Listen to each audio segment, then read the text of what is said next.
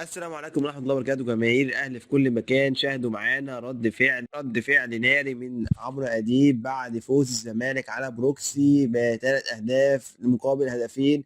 عمرو أديب طالع على الهواء يقول يا جماعة أنا الزمالك جاب لي الضغط والسكر، عيب قوي فرقة درجة تانية تمهزق بينا الماتش كده.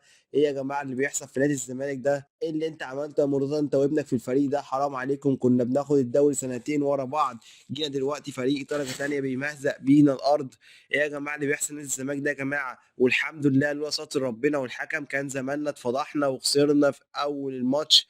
ليه كده يا جماعه؟ وايه يا جماعه الناشئين يا جماعه بتاعت نادي الزمالك دي؟ الناشئين بتاعت الموسم اللي فات حسام عبد المجيد المفروض يطرد كمان لولا الحكم وقف معانا. وايه يا جماعه اللي بيحصل ده يا جماعه؟ ضربه جزاء الحمد لله برضه حسام عبد المجيد ما اتحسبتش.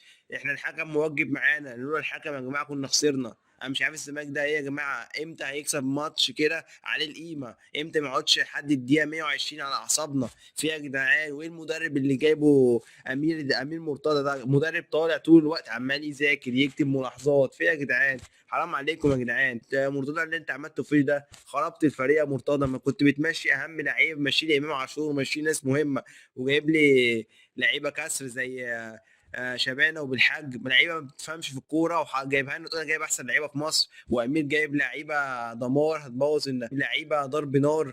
ايه يا جدعان في ايه يا جدعان؟ ده لولا الحكم ربنا يبارك له النهارده هو اللي عدانا من الماتش ده على خير. يعني لولا اول ما اشوف نادي الزمالك معتمد على الحكم ان هو يعدي الماتش يا جماعه، ما ينفعش كده، ده مش نادي الزمالك اللي احنا نعرفه. حرام عليكم بقى يا جماعه، خربتوا النادي بقى يا جماعه. مرتضى منصور وابنه وعياله بيبيعوا لعيبه، ايه قاعدين في النادي بتاعكم بتبيعوا اللي انتوا عايزينه وتجيبوا اللي انتوا عايزينه؟ ما ينفعش كده. يعني نفسي اعرف الوزير لحد دلوقتي واقف ساكت ليه؟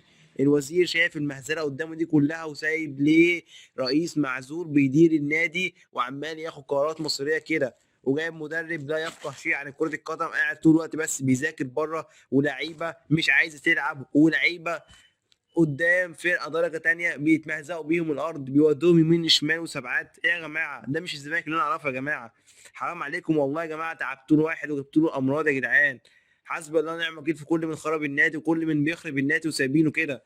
حسبي الله ونعم الوكيل. بس وهذا كان رد فعل عمرو اديب بعد فضيحه نادي الزمالك زي ما احنا شفنا النهارده، وهتفوز بشق الانفس بثلاث اهداف، ثلاث اهداف لهدفين.